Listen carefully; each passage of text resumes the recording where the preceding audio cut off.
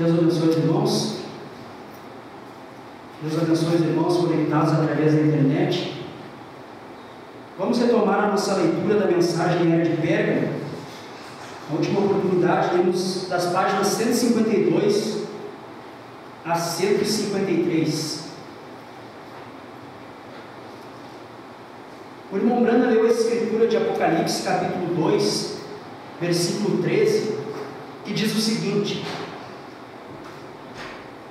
Eu sei as tuas obras, e onde habitas, que é onde está o trono de Satanás, e retens o meu nome, e não negaste a minha fé, ainda nos dias de Antipas, minha fiel testemunha, o qual foi morto entre vós, onde Satanás habita. Eu sei as tuas obras. Estas palavras são proferidas a cada um dos 7 mensageiros, a cada uma das 7 eras da igreja. Eu sei as tuas obras. E como vimos pela leitura das eras, o anjo se dirige às igrejas. Ele está se dirigindo tanto à verdadeira igreja como à falsa igreja. Então, quando ele fala, eu sei as tuas obras, ele está falando a ambas as igrejas. Ele está falando a verdadeira e a falsa vinha. E o irmão Brana diz: visto que são faladas as duas vinhas, a verdadeira e a falsa, elas trarão gozo e alegria aos corações de um grupo, porém devem infundir terror nos corações de outro. Ele está falando, eu sei as tuas obras, para a verdadeira e para a falsa igreja. Se as obras são boas, não tem o que temer. Isto gerará gozo e alegria aos corações daquele grupo de boas obras, o grupo eleito.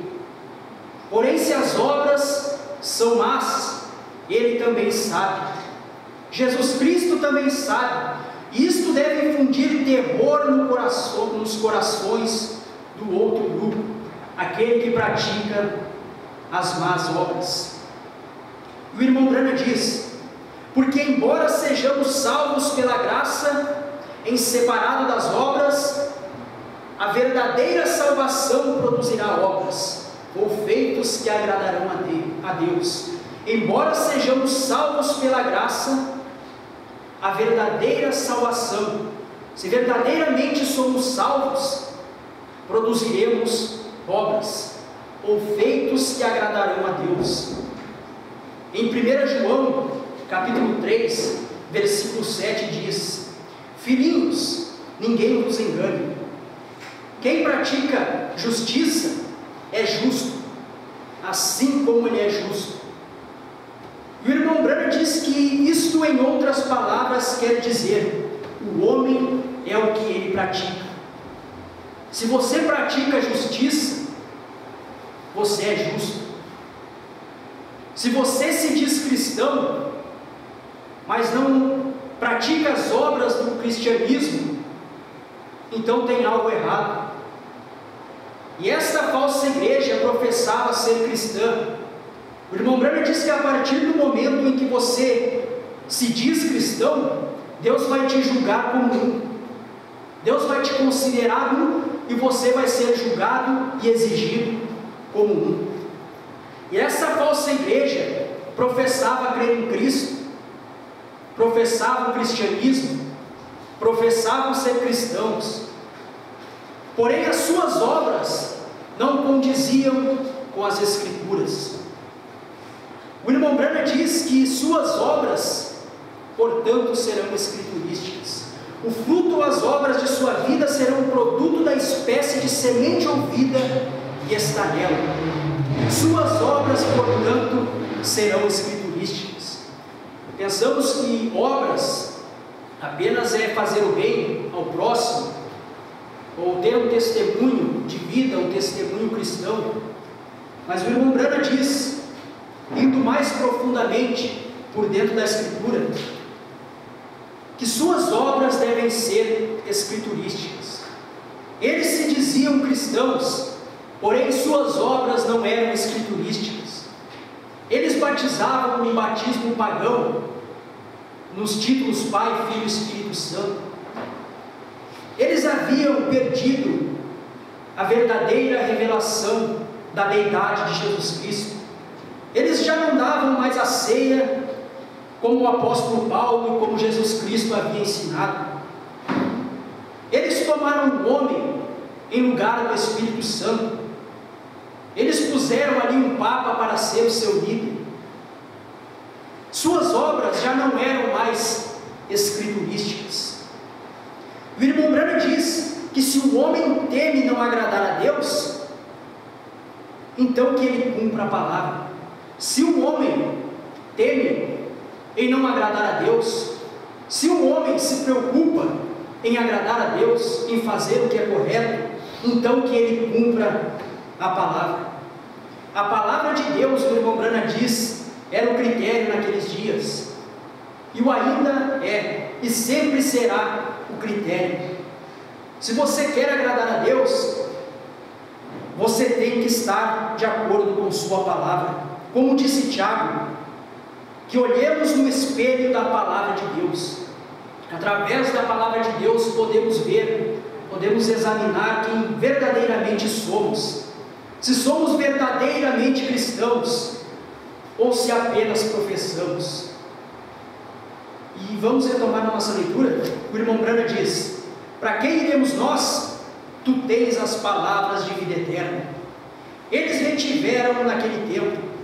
Eles estavam retendo agora, porém não com medo fatalista como homens que vivem vidas estéreis. Eles estavam retendo em sua força. O tópico é: retens o meu nome. Na segurança do Espírito de que eles eram um nele. Eles tinham convicção do perdão de seus pecados e carregavam o nome de cristão em testemunho disso. Eles conheciam e amavam esse nome que estava acima de todo nome. Seus joelhos tinham se dobrado a esse nome. Suas línguas tinham confessado a ele. Tudo o que faziam, o faziam no nome do Senhor Jesus. Eles tinham proferido esse nome e se apartado do mal. E tendo tomado sua posição, eles estavam agora preparados para morrer por esse nome, estando seguros de uma melhor ressurreição. Leva tu contigo o nome de Jesus o Salvador. Este nome dá conforto, seja no lugar que for. Nome bom, doce a fé, a esperança do porvir. Já no segundo século, essas palavras, Pai, Filho e Espírito Santo, significavam trindade para muitos. E a ideia politeísta de três deuses se tornara uma doutrina na falsa igreja. Não demoraria muito até que o nome fosse tirado, como de fato foi nesta era. E em seu lugar os títulos do único grande Deus substituíram o nome, Senhor Jesus Cristo. Enquanto a multidão se apostatava e abraçava a trindade e batizava usando os títulos da divindade, o pequeno rebanho ainda batizava no nome de Jesus Cristo e assim mantia-se fiel à verdade. Com tantos desonrando a Deus, convertendo-o em três deuses e trocando seu afável nome por títulos, alguém poderia pensar se os sinais e prodígios que acompanham um tão grande nome ainda estariam ocorrendo no meio do povo. Realmente esses sinais foram poderosa e maravilhosamente manifestados, embora certamente não na falsa vinha. Homens como Martim foram grandemente usados e Deus testificou com eles por sinais e milagres e dons do Espírito Santo. Esse nome ainda era eficaz como sempre foi e será, onde os santos o honram através da palavra e da fé. Não negaste a minha fé. Em Atos capítulo 3, versículo 16, quando Pedro foi interrogado sobre como acontecera o poderoso milagre com o coxo à porta formosa, ele explicou desta forma: e pela fé no seu, Jesus, nome, fez o seu Jesus, nome, fortalecer a este, outrora coxo, que vedes e conheceis.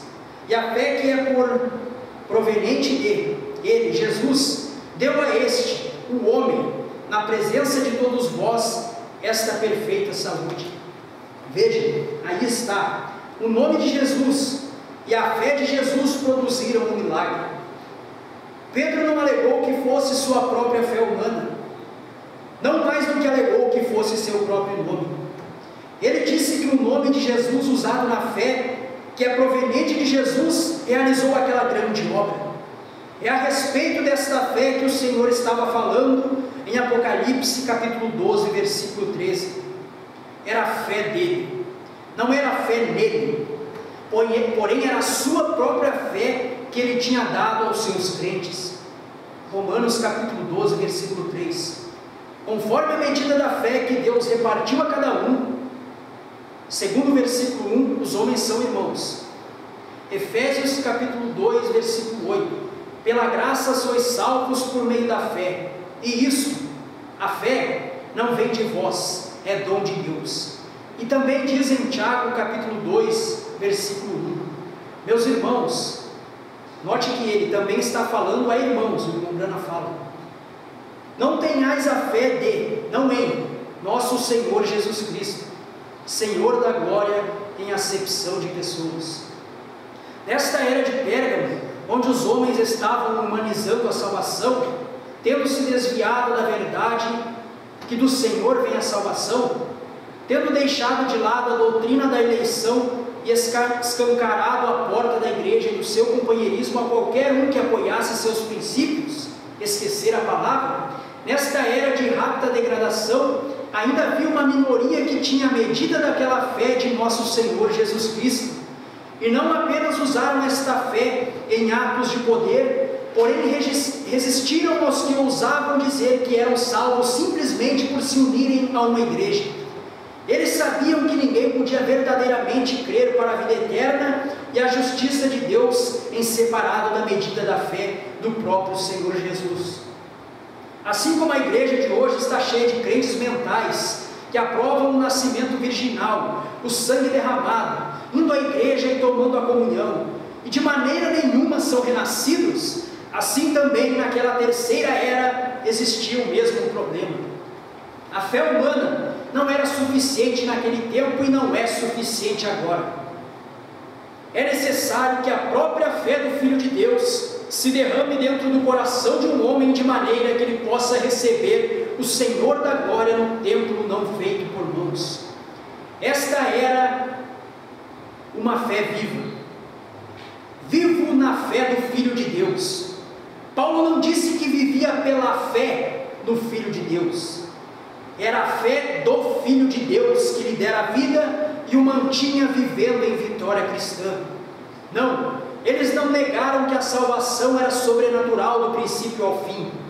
Eles mantiveram viva a verdade de seu nome e sua fé e foram abençoados pelo Senhor e considerados dignos dele. Encerramos na página 155.